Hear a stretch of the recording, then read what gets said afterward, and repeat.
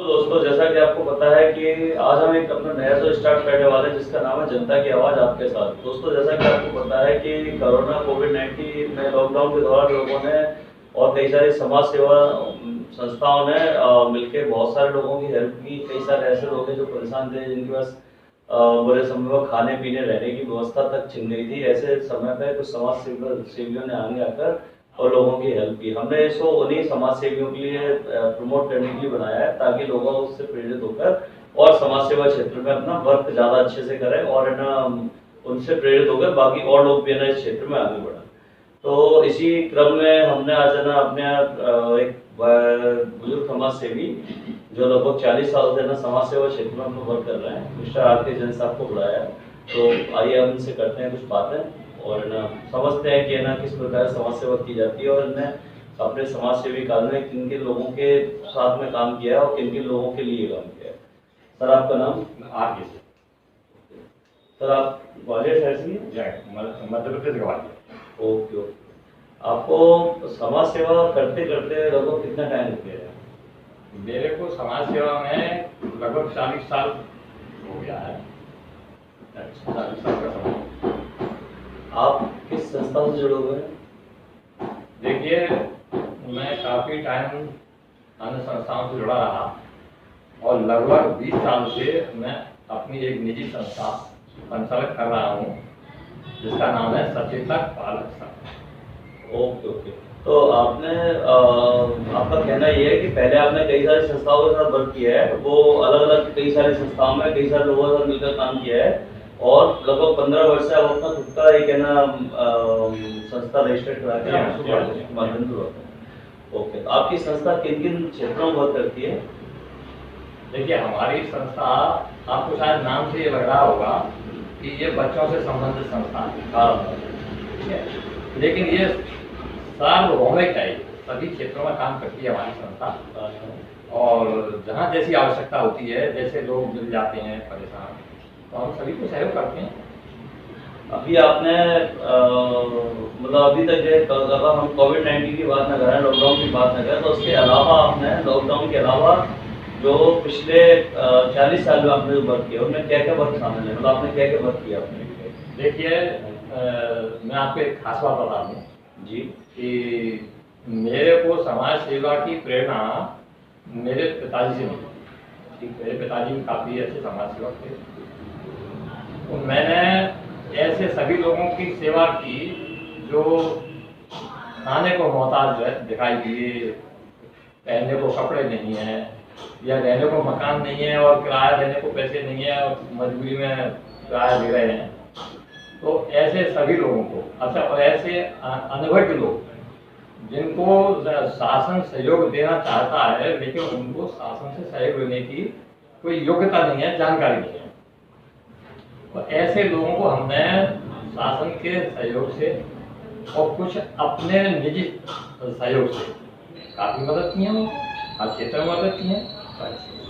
वर्तमान समय में कोविड में आप क्या महसूस करते हैं? आपको क्या लगता है जनता को क्या करना चाहिए और जनता को क्या नहीं करना चाहिए? देखिए, ये कोविड-19 विश्वव्यापी एक बीमारी कहें या बहुत बड़ी समस्या कहें, तो अभी इसका कोई वैक्सीन तो निकली नहीं है, लेकिन जो अपने को डॉक्टर्स जानकारी दे रहे हैं उसके आधार पर अपन को जो डिस्टेंसिंग वाली बात है और बच के रहना या खाने पीने में कुछ ऐसी चीज़ों का लेना जिससे इम्यूनिटी बढ़े, यदि अपन इस प्रकार की हमारे जनता इस प्रकार का ध्यान रखेगी तो निश्चित अपन कोरोना से जीत जाएंगे। कोरोना अपन को नुकसान नहीं होता। आपका कहना है कि अगर हम मास्क लगाते हैं, अपना सैनिटाइजर्स अगर रखते हैं, साथ में सैनिटाइजर्स करते हैं समय समय पर और है ना एक सोशल डिस्टेंसिंग का पालन करते हैं, तो कोरोना फैलने से बचा सकते हैं। ठीक है, आपको कब ऐसा लगा कि है ना आपको समाज सेवा करनी चाहिए और इस क्षेत्र में मतलब आपको आगे बढ़ना चाहिए? ऐसा क्या कारण है जिसने आपको समाज सेवा के लिए प्रेरित किया कि यार समाज सेवा भी जरूरी है? देखिए, प्रत्येक मनुष्य में दो प्रकार की भावना होती है। एक तो कहीं से संस्कार मिले और एक उसको खुद अचानक कुछ ऐसा दृश्य देखने को मिल जाए जिससे वो एकदम प्रेरित हो जाए। तो दृश्य का तो मुझे अभी फिलहाल ध्यान नहीं है, लेकिन मैंने प्रारंभ किया अपने फादर से, और लगभग 20 साल पहले जरूर मैं एक जगह गया था जहाँ काफ़ी गरीब लोग झुग्गी झोंपड़ियाँ डालकर रह रहे थे। तो मेरा वहाँ जाना हुआ। मैंने देखा कि उन बेचारे गरीबों को कुछ मसल पावर के पैसे वाले लोग हटा के अपना आधिपत्य स्थापित कर रहे थे। मेरे को तो बहुत ही दुखदायी लगा। मैंने उनकी काफ़ी मदद की, उनको झोंपड़ियाँ डलवाई। आज वर्तमान में वो काफ़ी अच्छी तरह रह रहे हैं। उनको मैंने शासन से पट्टे भी दिलवाए।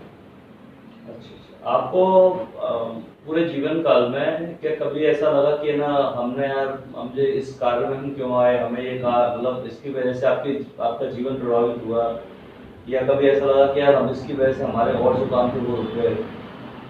नहीं, देखिए क्या है कि अब जैसे मैं अपनी बात करता हूँ कि मैं इतना कमजोर नहीं हूँ जो मेरा जीवन प्रभावित हो। और हम सब काफ़ी लोग हैं हमारे साथ में, तो हम सब लोग मिलकर उतना समय देते हैं कि अपना पर्सनल लाइफ जो है वो भी हमारी डैमेज ना हो और जनता की सेवा कर सकें। हम टीम वर्क करते हैं। और इसमें और कौन कौन आपके साथ में वर्क करते हैं, मतलब और कौन कौन आपकी मदद करते हैं? काफ़ी लोग हैं।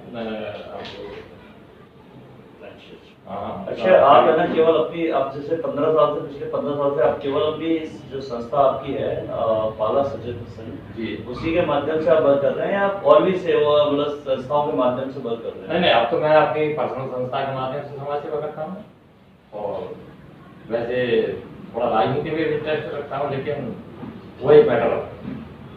अभी आपने अपनी जो संस्था है उसके माध्यम से वर्क जीवन में से कुछ वर्क बताइए अपने मतलब समाज के सामने उनको लेकर आइए। अभी आप क्या क्या वर्क उसमें कर रहे हैं और आगे आपके क्या क्या उद्देश्य देखिए, हैं? सबसे पहले तो जैसा उसका नाम है सचेतक पालक संघ, तो मैं अक्सर स्कूलों में जाके जो बच्चों को असुविधाएं होती हैं, जो शिक्षक लोग अनदेखा करते हैं, तो इन सब पर ध्यान देता हूँ। दूसरा, यदि बच्चे, तो हमारे चैनल के माध्यम से अपने मतलब आप है ना दर्शकों को आप क्या संदेश देना चाहेंगे, देश की जनता को आप क्या संदेश देना चाहेंगे? जैसा कि आपने बताया कि आपकी जो आपकी जो सोसाइटी है, आपकी संस्था है, वो संस्था जो बच्चे स्कूलों में पढ़ते हैं उनको जाके देखती है कि है ना स्कूलों में उन पे कोई अभद्रता तो नहीं हो रही है, कुछ गलत तो नहीं हो रहा है। अगर वो बच्चों का पढ़ने में रुचि नहीं है, कुछ गलत आपको दिखता है, तो आप पेरेंट्स से बात भी करते हैं। तो अपनी संस्था के बारे में और देश की जनता को आप क्या संदेश देना चाहते हैं? कोविड-19 के लिए आप देश की जनता को क्या संदेश देना चाहते हैं? देखिए, मैं आपका प्रश्न काफी ठीक है। देश की आज देश में स्थिति दो मानसिकता बना रखी है। एक तो भौतिकवाद, दूसरा है एक परिग्रह, यानी कि आवश्यकता से अधिक वस्तु हमारे पास होना चाहिए। तो इससे क्या है कि एक बड़ी अजीब सी माहौल बन गया, अजीब सा माहौल बन गया देश में। यदि जनता, अपन चाहे ईश्वर माने या प्रकृति माने, जिसने भी दुनिया को बनाया है और जिसने बनाया है उसने एक मैसेज दिया है कि हर व्यक्ति को कुछ देना चाहिए, कुछ नहीं बहुत कुछ देना चाहिए। जैसे नदियाँ कभी अपने लिए नहीं जीती हैं, समाज के लिए जीती हैं। वृक्ष कभी अपने लिए नहीं जीते हैं, समाज के लिए जीते हैं। इसी प्रकार मनुष्य को भी देने में भावना ज़्यादा रहना चाहिए, और लेने की भावना ऐसा नहीं है वह लें केवल कितना, जितनी आवश्यकता है, लेकिन आवश्यकता से अधिक लेना यानी दूसरे का अधिकार का हनन, और उसमें निश्चित रूप से द्वेष फैलेगा। और यदि देने की भावना बना ली जाए, मेरा संदेश यही है कि हर मनुष्य को देने की भावना बनानी चाहिए, त्याग की भावना बनानी चाहिए, और यदि ऐसी भावना बन जाती है तो यहाँ स्वर्ग हो जाएगा दोबारा। तो जैसा कि आपने देखा कि जो व्यक्ति समाज सेवा करते हैं उनके किस चीज़ का नेचर किस प्रकार का हो जाता है, व्यवहार उनकी सोच किस प्रकार की बन जाती है। तो इसी सोच के साथ और इसी उम्मीद के साथ कि इनसे बहुत सारे लोगों ने बहुत कुछ चीज़ें सीखी होंगी, उन्हें आगे कुछ करने की प्रेरणा मिली होगी। इसी के साथ हम ये प्रोग्राम यहीं समाप्त करते हैं, और आपका आने के लिए बहुत बहुत धन्यवाद।